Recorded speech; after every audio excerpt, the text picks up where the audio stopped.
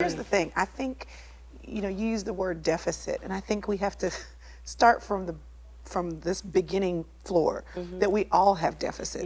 Now, some of us may have some in some areas, and but if you can say, okay, we all have a deficit. We're all sinners saved by grace, and I tell my kids all the time, I'm probably going to mess you up in some way. Because I'm not perfect, which means, and we're different in different ways. There's going to be something you need that I actually won't be able to give you because it's not in me to give you. And I like how you talk about your mother evolving over time. We're growing while they're growing. And I had my first daughter at 19.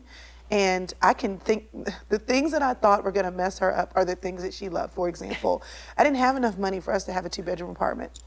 So she slept with me. And I thought, this is so terrible. She's sleeping with, and now to hear her talk, she'll say, I loved sleeping with you. I loved going to bed with the sound of you talking to your friends on the phone. I heard your voice, and she would cuddle up in my back. So I think we have to just say, you know what? God can make up the difference. Yes. He loves our babies more than we do. That's right. And what I don't need, he can supply. So that can take a little bit of the pressure off. And even if you feel like, one of your deficits is that you don't have biological children, that there's a physical deficit there because you're not married or you have some physical struggles there, well, okay, that's something else God can use. My mother's sister, we call her Auntie. She doesn't have any children. She's never been married, but she has touched every single niece and nephew. And now my children go to her house and she watches them.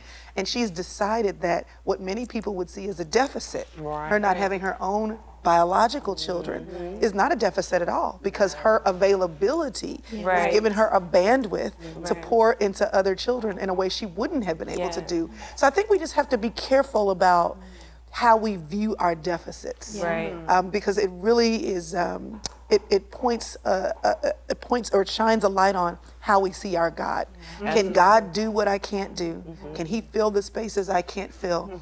And can he do something through me, even though the thing I want to do is not the thing he's enabled me to do? What if he wants to do something else? So it just changes the way you see that. Hi everybody, I hope you've enjoyed this video. There's a whole lot more. You can subscribe and let's get better together.